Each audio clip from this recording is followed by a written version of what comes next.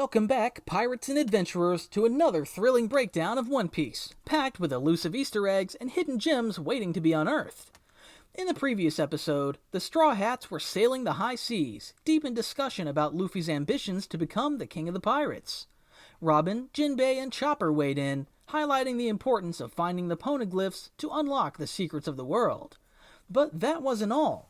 Things took a dramatic turn when Sabo cleared his name with the Revolutionary Army, denying any involvement in King Cobra's death. Meanwhile, Imu's shocking act of wiping out the kingdom of Lulusia left everyone reeling. Amidst these events, the Straw Hats encountered Jewelry Bonnie, trapped in a perilous Big Eddy. Thanks to Zoro's heroics, Bonnie joined forces with the crew, warning them of an impending danger lurking below the waves, a massive sea monster. Now, in episode 1090, our crew faces a new challenge as they confront an iron shark threatening the Sunny. With Jinbei at the helm and Frankie's mechanical prowess, they navigate treacherous waters and unexpected alliances. But the biggest surprise awaits above the surface, where they encounter none other than the renowned scientist, Dr. Vegapunk. In episode 1090 of One Piece starts, where the action kicks off with a bang. Luffy, Chopper, and a young girl are battling fierce winds. To make matters worse, a giant shark decides the Sunny looks like a tasty snack and spreads its massive jaws. Just another day in the Grand Line, right? Luckily, Jinbei is at the helm and expertly steers them out of danger. This isn't your everyday shark. It's made of iron and way too big. Seriously, what do they feed these things? As if things couldn't get any crazier, Luffy, Chopper, and the girl tumble into the sea. Jinbei, always the hero, yells for Frankie to take over the helm. Then he pulls off a stunning rabbit screw move, outpacing the shark and rescuing the trio from the water. Shark attack and underwater rescue. Jinbei is fighting strong water currents, trying to keep Luffy, Chopper, and the girl safe. It's like he's swimming through a blender set to shark attack. Meanwhile, our iron shark buddy isn't taking a break. It starts launching torpedoes at the Sunny, flipping the ship and sending it into a nosedive. The rest of the crew is stuck on board, going down with the ship. Talk about a bad day at the office. As the ship sinks, Jinbei manages to hold on to the trio and they resurface. But, surprise, surprise, the shark is back for another round. It lunges at them, but Jinbei, always the quick thinker, tells everyone to take a deep breath. "We're going for a dive," he says, and they escape to the sea bottom. It's like the world's craziest underwater roller coaster. While Jinbei and the others make their daring escape, the rest of the Straw Hats are saved by, wait for it, a giant robot. Yes, you heard that right. This colossal mech swoops in and starts pummeling the shark. Guess even pirates need a little help from robots now and then. Marine medicine and Koby's rescue plan. The scene shifts to the G14 branch of the Marines, where Tashigi is busy convincing the children to drink a special medicine. This potion will reverse their mutated growth. Mocha, feeling smaller already, thanks Tashigi and dreams of returning home to meet the Straw Hats again. It's a touching moment, showing how much Mocha has grown, emotionally speaking. Suddenly, Tashigi gets called away by Doll, who informs her about an urgent matter. Helmeppo and Hibari are desperate to rescue Koby, who's been captured by pirates on Hachinosu. They beg Prince Groose for help. Groose, always the voice of reason, or maybe just the voice of caution, suggests taking the Seraphims from Egghead since it's nearby, but he also reminds them of the risks involved. It's not a stroll in the park, he warns. Guess saving Koby's going to be a high-stakes mission. Shoreline surprises.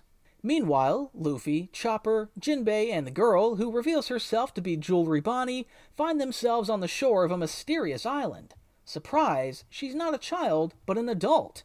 Bonnie starts grilling Luffy about his goofy form and wild hair in his latest wanted poster.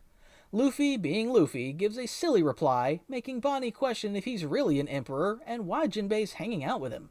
Seriously, how does this guy run a pirate crew?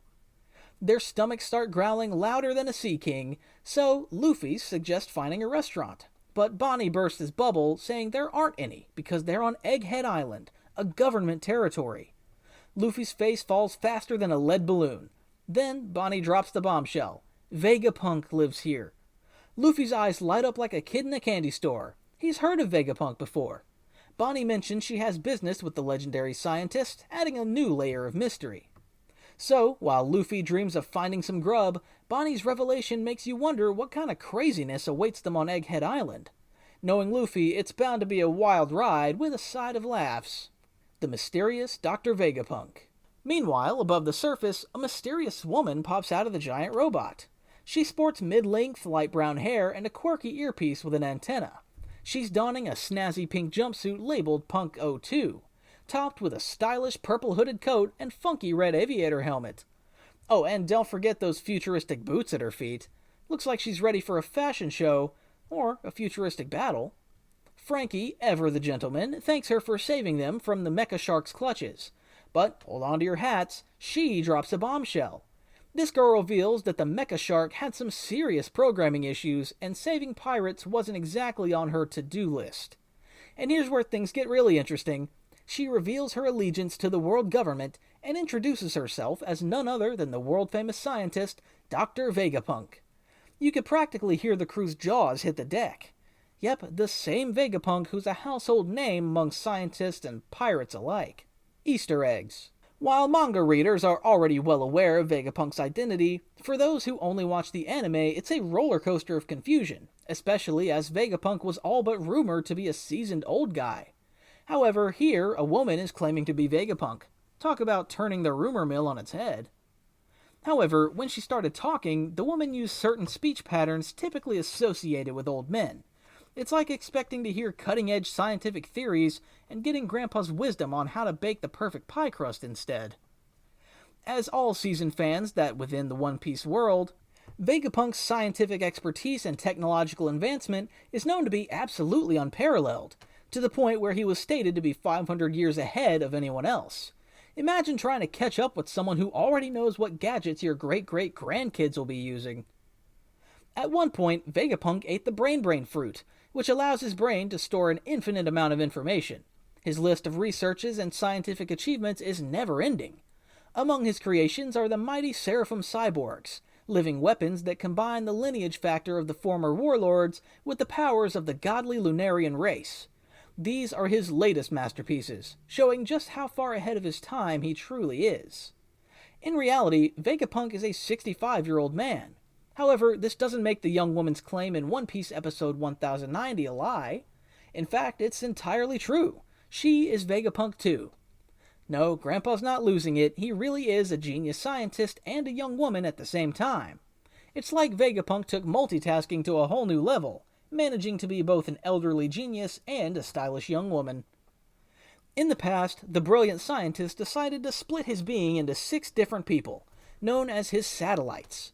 One of these satellites is the woman featured in the latest episode. The method Vegapunk used to accomplish this feat remains a mystery.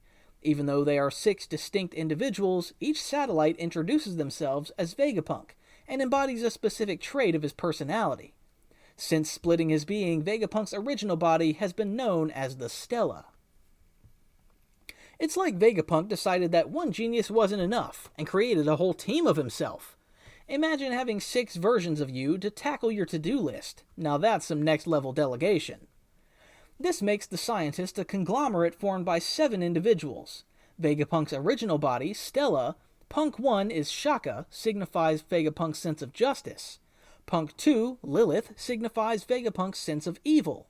Punk 3, Edison, signifies Vegapunk's thoughtfulness. Punk 4, Pythagoras, signifies Vegapunk's wisdom. Punk 5, Atlas, signifies Vegapunk's irritability. Punk 6, York, signifies Vegapunk's greed.